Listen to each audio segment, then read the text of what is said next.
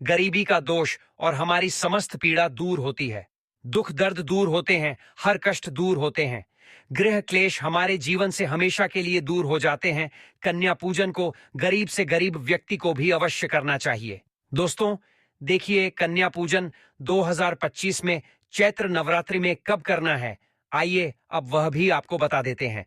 आपको बता दें, 4 अप्रैल दिन शुक्रवार को सप्तमी तिथि मनाई जाएगी। कई लोग सप्तमी में भी कन्या पूजन करते हैं और चैत्र नवरात्र की अष्टमी 5 अप्रैल दिन शनिवार को मनाई जाएगी। और जबकि रामनवमी या नवमी 6 अप्रैल को है, आप चाहे तो अष्टमी और नवमी इन दोनों तिथियों में कन्या पूजन कर सकते हैं।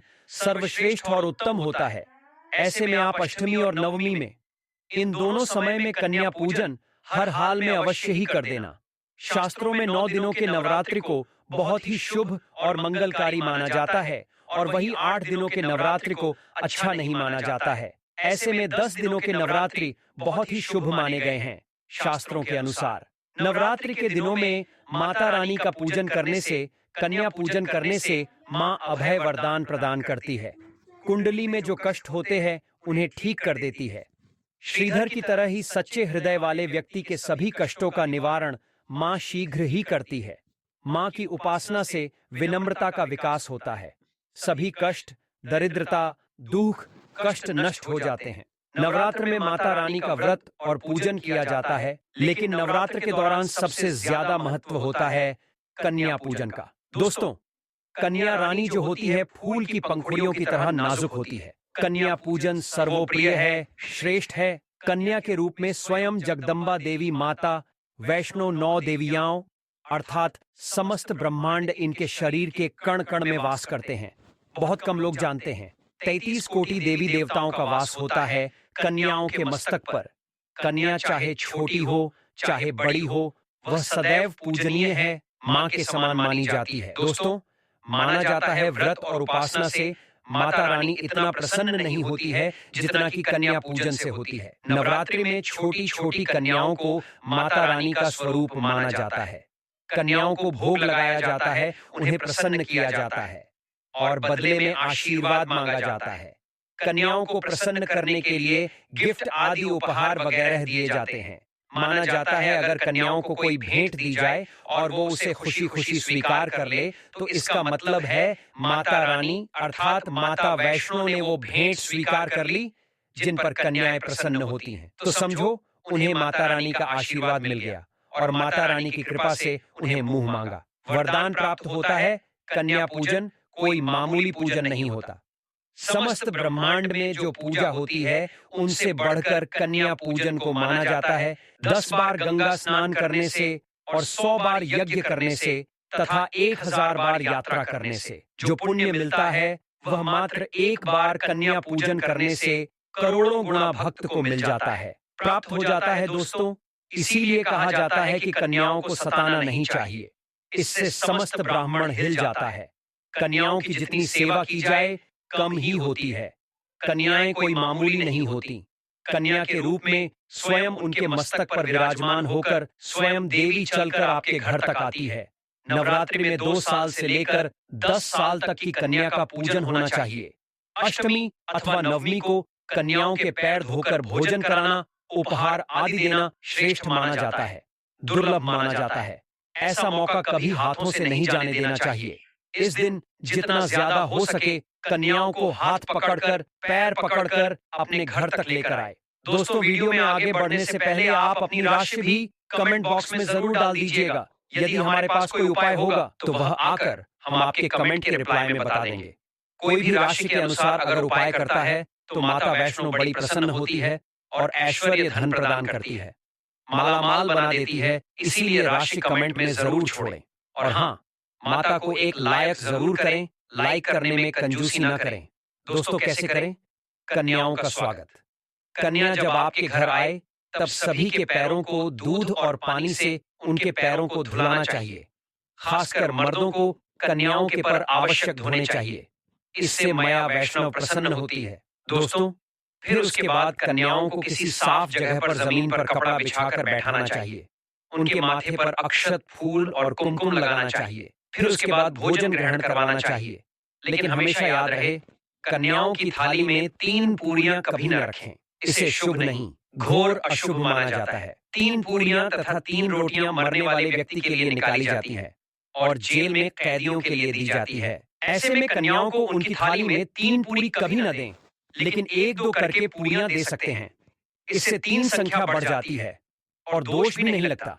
दोस्तों, कन्याओं को खाना खिलाने के बाद अंतिम में कन्याओं के सर पर लाल चुनरी उड़ाना चाहिए और भोजन में आपको खीर, पूरी, हलवा, चना तथा आलू की सब्जी, छोले वगैरह की सब्जी खिलानी चाहिए। पनीर आदि भी खिलाया जा सकता है। वैसे माता रानी का प्रिय भोजन खीर, हलवा, पूरी और छोले आदि ही है, लेकिन भूल से भी लहसुन और प्याज का इस्तेमाल कभी ना करें, अन्यथा अनर्थ हो जाएगा। अक्सर कई लोग कन्याओं को कुरकुरे का पैकेट, चिप्स वगैरह का पैकेट खिलाते हैं, जो कि घोर अनर्थ माना जाता है, क्योंकि इसमें लहसुन प्याज का इस्तेमाल होता है, जिसके कारण आपका व्रत खंडित हो सकता है। मां दुर्गा क्रोधित हो सकती है। जहां आपने 9 दिनों तक लहसुन प्याज का परहेज किया, लेकिन आपकी एक गलती पूरे व्रत को खंडित कर सकती है। इतना भी नादान नहीं बनना चाहिए कि माता रानी रुष्ट हो जाए और कन्याओं को भी अशुद्ध होना पड़े। कन्याओं को डब्बा बंद कोई भी ऐसी चीज ना खिलाएं जिसमें लहसुन प्याज होता है। कई चीज तो ऐसी होती है मार्केट में जिसके अंदर लहसुन प्याज का इस्तेमाल होता है, ऐसा आप कभी मत करना। दोस्तों, कई लोग कन्या पूजन में खाना घर पर नहीं बनाते और मार्केट से रेडीमेड लाकर ही खिलाते हैं तथा दही जलेबी खिलाते हैं, जो कि शुभ नहीं माना जाता। दोस्तों, ऐसा खाना वो लोग खिलाते हैं जिनके घर में मान लीजिए कोई दुर्घटना आदि हो गई है या घर में कोई बीमार है या कोई मुसीबत है, तब वो ऐसा करते हैं। लेकिन अगर आप स्वस्थ हैं, आपको कोई पीड़ा नहीं है, तो ऐसा भूल कर भी नहीं करना चाहिए। माता रानी दही जलेबी नहीं, आपके हाथों का बना भोजन खाना चाहती है, आपका प्यार चाहती है, फिर चाहे आप घर में एक ही पूरी क्यों ना बनाएं माता के लिए, पर आप स्वयं ही अपने हाथों से माता रानी को भोजन खिलाएं। देखिए, भले ही आप दही जलेबी खिला सकते हैं, परंतु माता को घर का बना हुआ शुद्ध भोजन ही अति प्रिय है। खासकर नवरात्रों के दौरान घर में पक्का खाना अवश्य बनाना चाहिए। माता रानी बहुत प्रसन्न होती है। घर का बना पक्का खाना ही कन्याओं को खिलाना चाहिए। हमेशा याद रखें, कन्याओं को प्लास्टिक के बने धोने में खाना नहीं खिलाना चाहिए। ऐसे बर्तन पूजा पाठ के लिए शुभ नहीं, अशुभ होते हैं, क्योंकि प्लास्टिक के ज्यादातर बर्तन जो होते हैं जानवरों की हड्डियों द्वारा बनाए जाते हैं, इसलिए ऐसा पाप मत करना। कन्याओं को हमेशा स्टील के बर्तन या पत्तों से बने बर्तनों में ही भोजन करना चाहिए। बहुत ही शुभ माना गया है। अगर पेड़ के पत्ते में भोजन कराते हैं तो माता अभय वरदान प्रदान करती है।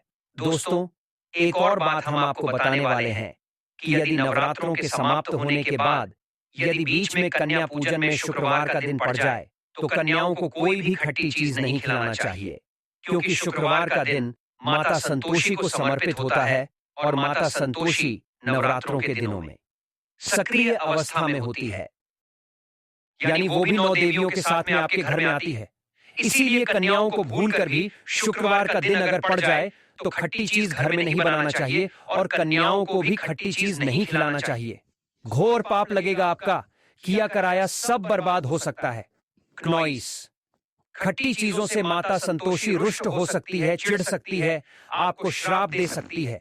इसीलिए नादान ना बने दोस्तों।